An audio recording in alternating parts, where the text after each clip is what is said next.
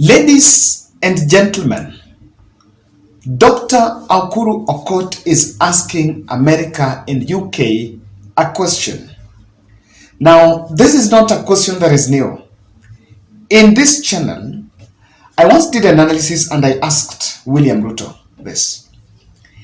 If you want free and fair, and if you opening the server can be the 1 minute thing to solve the political stalemate, then what is making it difficult for the state to go down the route of opening the servers instead of just talking about revolving around the question? Akuru Okot is asking the same question today, and there is a Twitter storm. He's saying, why is UK and US really not willing to open the servers so that we can end the political question? It's a debate I want us to have in this analysis. I found it very interesting, and I've always been saying this, that this server question, we have successfully, rather, President William Ruto's foot soldiers have successfully found narratives around it by speaking about how the election ended the last year, the legal framework of doing it.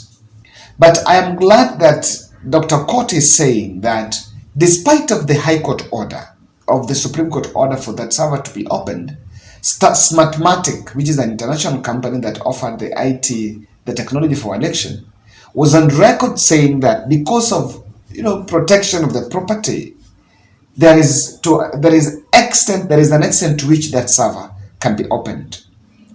Now, to many people, we've always been, and I think the public have always been fed by a lie that there is nothing called server. Now, for someone like Akuru Okot to now join that discussion and talk about it in terms of opening, there are many people that have never believed that a server can be opened. People have always believed that the server thing is just some sort of a mirage, that it is just a political narrative. But there is truth to what is going on. Okot is exchanging blows with UDA bloggers for asking why US and UK are afraid of opening the servers to solve the Kenyan problem. But hey, that's the solution. We have the solution with us here. And he continues to ask that, he's asking William Ruto, if you want this election free and fair, and the servers can still show that you won, then why do you still go to an extent of engaging Raila in the bipartisan approach? And Raila is questioning the legitimacy of your government. He's asking Ruto, if you want free and fair, and even the results in that server showing that you are the legitimate president, then why should you bother yourself with what Raila Odinga team are saying and move to take the step of forming that bipartisan team to look into the matters? Is asking that question. Now, they've been trying to, the UK and the US, to some extent, I've been looking at following their invoice. I just want to compare it with this scenario. There is a situation where there is nobody in your shop, and just immediately before you even call the police, someone who is your neighbor comes to you, someone who also owns maybe a shop around that place, comes to you and tells you that, look here, instead of going to the police or instead of pursuing the CCTV, you will even see those people, you can see the robbers, but huenda hawatawashika because they are covering their faces. So what you need to do is to, instead of just pursuing the robbers, accessing the CCTV, you need to look at how you can even relocate your shop from this place to somewhere else, or how you can relate well with your neighbors. Actually, that is what he's saying. That the person tells you that relate well with your neighbor so that they can always help you. Now that's what they're saying. Raila Odinga is insisting that my victory is stolen. The US is telling him that, and is telling William Ruto that, go and talk to Raila, so that he doesn't talk about the issue of the server. So, too good, they believe too good, but again, a bit suspicious. We have many international friends to this country. We have Germany, we have Italy, the Italian president was recently here. We have many other countries that also have interest in this country. Even Russia is interested in what is happening here. But US and UK is one country, are two countries that, apart from the other projects they're doing, they infiltrate into our quest for democracy. They've been criticized as if it's a good neighbor looking for our stability and democracy. But again, that has also come with a fair share of the blame, that probably they are behind some of the problems that we are going through. Now, if you start tracing the path of our last general election, you must see where UK and the US are coming from. We can probably counter this equation, and UDA supporters and those who UDA sympathizers can counter this server question with many stories. But the moment it will sink to the Kenyan voter that the president is normally manufactured through computers, that's when the reality will dawn. And I am not a prophet, but I will not be shocked to see us getting to that level. In 2017, we had the vifaranga of the computer issue. And, by the way, we took it lightly, but election was thrown away because that could not be done. Now, in this election, we've managed to run public propaganda of how it is free and fair. But in real sense, we still have some thorns in the flesh. The question is still standing tall. Is our election still free and fair? I'm saying this, and this is what the political class must take.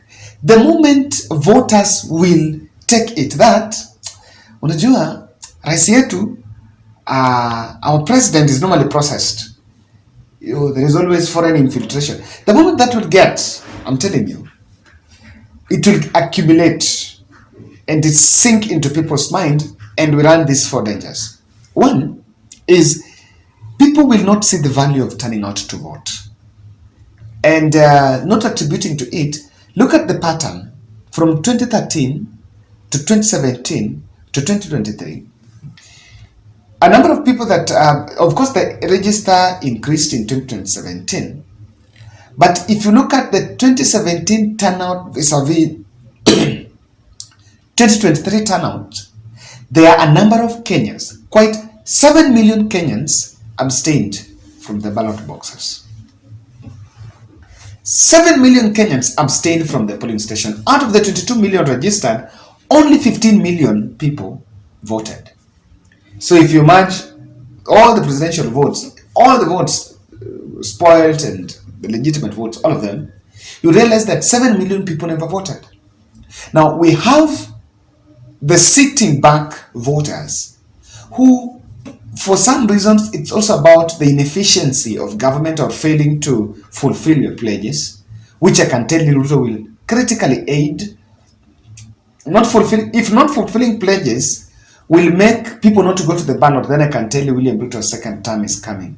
Because those who did not support him, the regions which did not support him, and would maybe come out to vote for him if he does something, will not come out because he doesn't show signs of maybe heeding to that call. So that is a problem. But be it as it may, I want us to look at the second thing.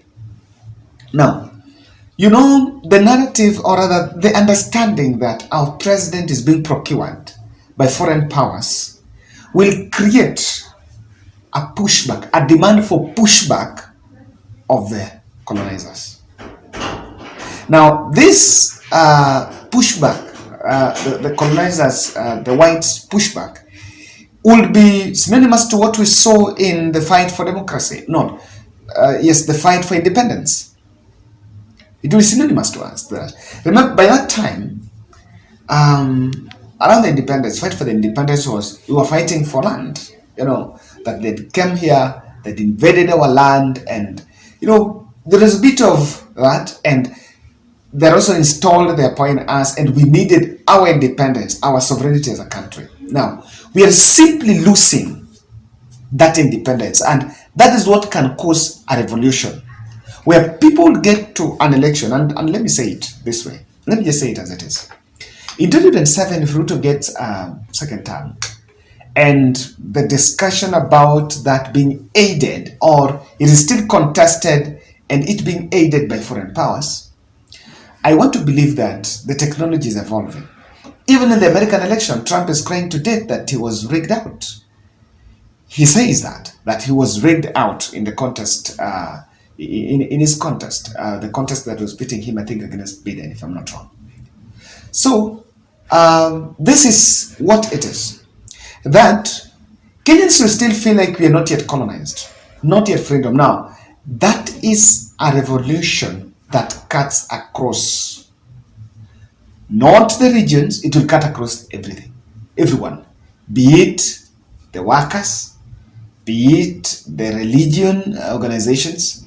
It actually regroups everyone. The only thing is, I'm not saying such a machinery in this country to run it, but it needs someone. It needs someone to run such. So if it will be the Raila of 2013 will have done that, but I don't know whether these young people like us will be really brave to talk about it. So the push for second independence will actually come, and if to do that, and again we get to another election, I can tell you, it is a possibility that if we think, and the narrative sinks in the mind of Kenyans that okay, our elections are not decided by Americans, then people will go to the election and say, you know what, we don't even want those machines, we want the results. Thirdly, how will we, when I think the voter will continue to suffer, and that is the tragedy. Ruto came to power and knew very well that things are tough. Of course, we were still healing from the COVID-19, the way COVID-19 hit our economy. And so we had those subsidies that had been put there implemented by Uhuru Kenyatta. Some succeeded, some not. But then, because we want to conform to the Bretton Woods financial institutions, the World Bank and the IMF of this country, we have to conform at the behest of Kenyans. So what does that mean? We continue to suffer because of that conformity. And that is why I say that with that in mind, really, we are not going to move an inch closer to that freedom. We are putting ourselves in very heavy risks. So ladies and gentlemen, that's my take. I believe that let America and US allow the country to have that discussion. Let's have that discussion. It's very healthy for us. It's very healthy for our democracy moving forward. I am glad Martha Karua and Raila Odinga team are saying, even if we find out, even if we find out that maybe we won, we're not going to remove you from power. Lakini mimi nakwambia patakana Raila alishinda, hiyo itabidi tumpe Raila Odinga, But then I think let US and UK allow us have that conversation. It's very healthy for us. It is for us. And for the future generation, let us have that discussion candidly, without emotions and without the international gatekeepers. Let the international gatekeepers keep off, so that the country can have that discussion in a sober manner. And moving forward, we can find a middle ground.